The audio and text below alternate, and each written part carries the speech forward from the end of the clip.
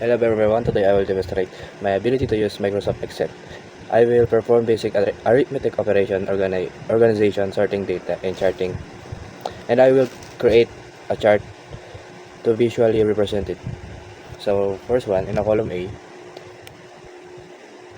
enter random data, numbers, like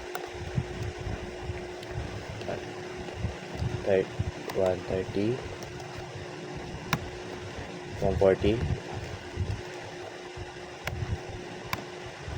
150, 180, 340, 135, 160, 90, 190, and 200. And the column B is enter the random text or product. Number 1, grapes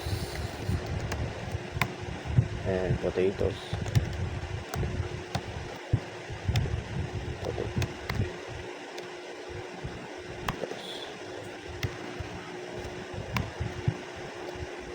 Carrot.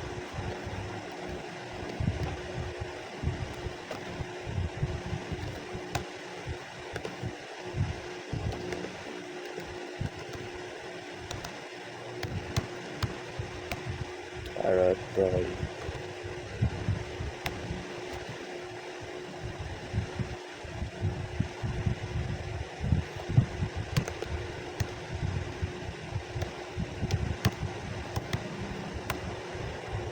Apple.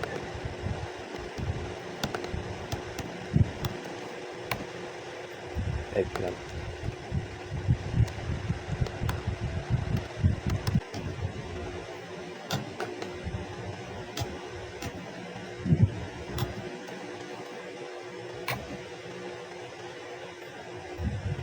Eggplant.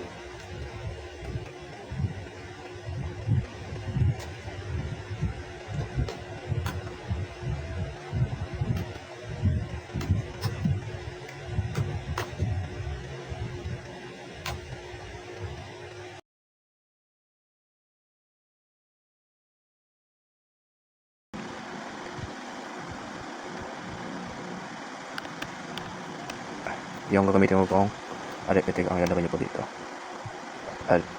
Addition, subtraction,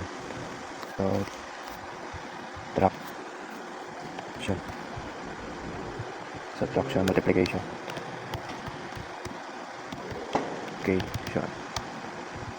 and division. And i-add po natin sila lahat. Pipindot po natin ito. Ayan. Para po mag-add po silang lahat. Pakikita po natin yung total nito.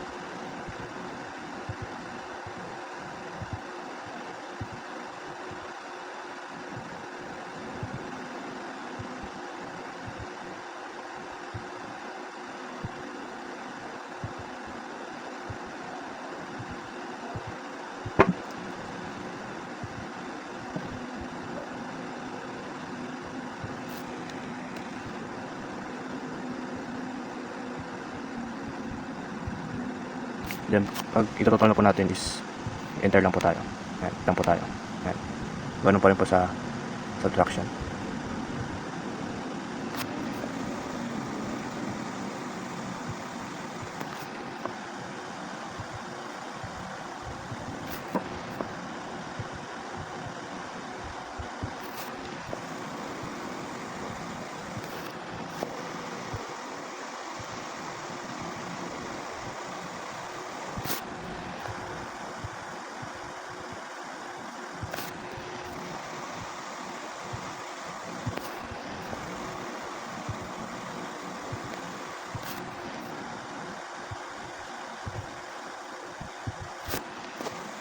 Then, enter po natin.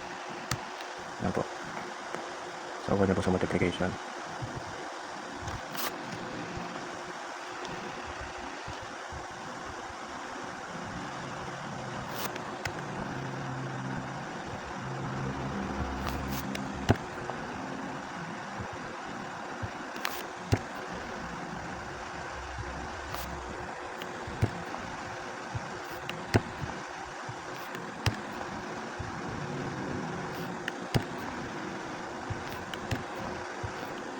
Then, itototal po natin siya.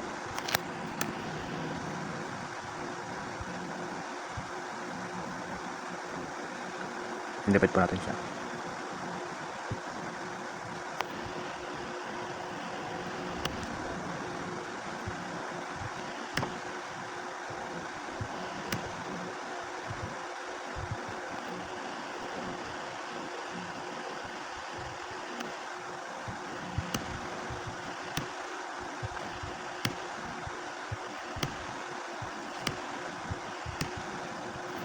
Then, itutotal po natin siya sa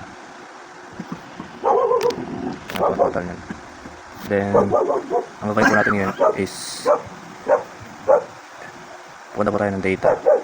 Pipitan din po natin itong column A. Hindi po natin itong A to Z. Yan po, para po mapayos po yung mababa sa pinakamataas po na price. Then, pupunta po tayo ng insert.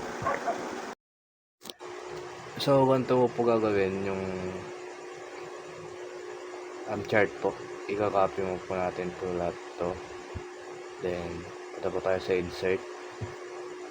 Then, maghanap po tayo ng chart para may lumabas po na ganyan. Then, papalitan po natin ito ng pangalan po natin. Ang ilalagay po natin dito.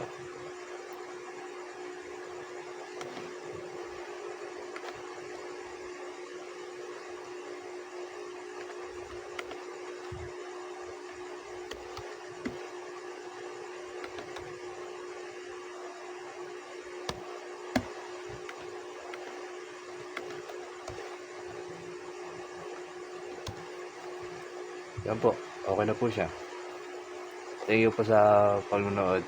Maraming salamat. Bye-bye.